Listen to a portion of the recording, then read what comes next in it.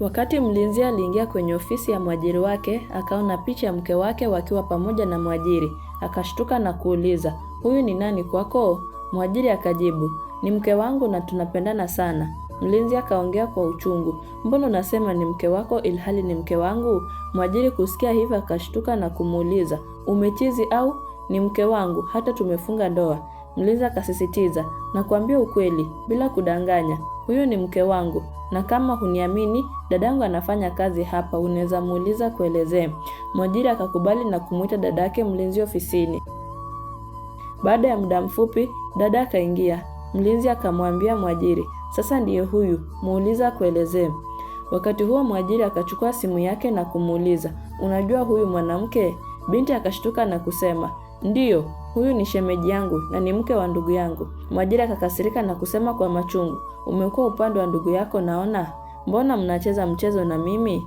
Msichana akasema, "Wala hakuna mchezo hapa. Nakuambia ukweli. Huyo ni mke wa ndugu yangu. Alimwacha ndugu yangu kwa sababu hakuwa na kazi nzuri bali alikuwa mlinzi, na yeye alitaka mwanamume mwenye hela nyingi.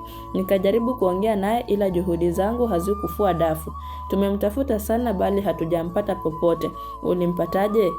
Wakati huo mlinzi akaongezea, "Sasa umejua ukweli, si mke wako, bali ni mke wangu na shemeji wa dadangu." Ilibidi mwajiri akubali na kuambia, "Sawa, nyinyi wawili muondoke ofisini mwangu. Nitaongea naye."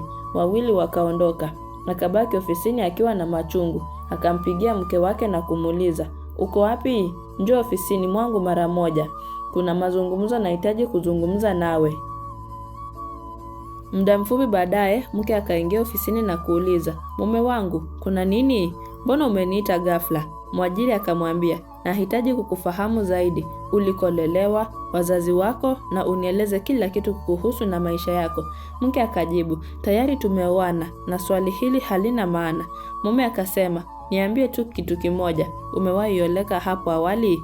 Mke akajibu kwa ujasiri, "Hapana, ni wewe mume wangu wa kwanza, ila nilipokuwa shule nilikuwa na rafiki wa kiume, lakini kwa sasa sina mahusiano naye."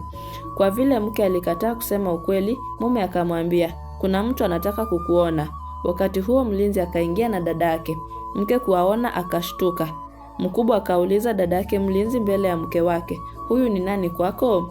Dada mtu akajibu, "Ni shemeji yangu, mke wa ndugu yangu. Alimwacha kwa sababu ndugu yangu hakuwa na hela ya kukimu majukumu yake." Mke akaongea kwa sauti, "Wewe mwanamke, umepoteza fahamu? Mimi si shemeji yako na wala sitakuwa, na mimi si mke wa ndugu yako, bali ni mke wa mwajiri wako pekee. Sikujui na sikufahamu." Mlinzi akasema kwa hasira, "Sasa kama humtambui mume wako, unamtambua nani? Mimi ni mume wako. Ulikwenda zako kwa sababu sikuwa na pesa za kukimu majukumu yako. Umenidhalilisha sana na pia umemdhalilisha mwajiri wangu." Bibi akasema, "Mbona unadanganya? Sikujui jamani. Unashinda kusema mimi ni mke wako. Mbona lakini?" Dada akasema kwa mwajiri, "Huyu mke wako anadanganya hapa, ni shemeji yangu. Walioana na ndugu yangu miaka 3 iliyopita. Kila wakati alikuwa anaenda na marafiki wake kujiburudisha na kuomba ndugu yangu hela. Ndugu yangu alikuwa anampea kidogo alichokuwa nacho. Siku moja akamuomba na ndugu hakuwa nayo. Jambo hilo lilimfanya akaenda mbali na ndugu yangu." Mke akaongeza, "Ndio nilioleka kwake, ila sikutaka. Wazazi wangu walinilazimisha nifanye hivyo, ndio maana nikatoka kwenye ndoa hiyo. Sasa nimefunga ndoa nawe na kupenda wewe tu na nataka niishi na wewe pekee." Mume kusikia kila kitu akakasirika na kusema, "Ulimdhalilisha mlinzi maskini kwa sababu hakuwa na hela. Hivyo hata mimi nikiwa sina hela utanikimbia. Sasa kuanzia leo kuendelea, hakuna ndoa kati yetu. Uko huru kutoka kwangu." Mke akatoka ofisini akiwa mpweke. Je, unadhani tajiri alichukua hatua sahihi au baya? Kama umependa simulizi hili, tafadhali usikose kufinya kidude cha kulike, comment na kusubscribe. Kwa heri.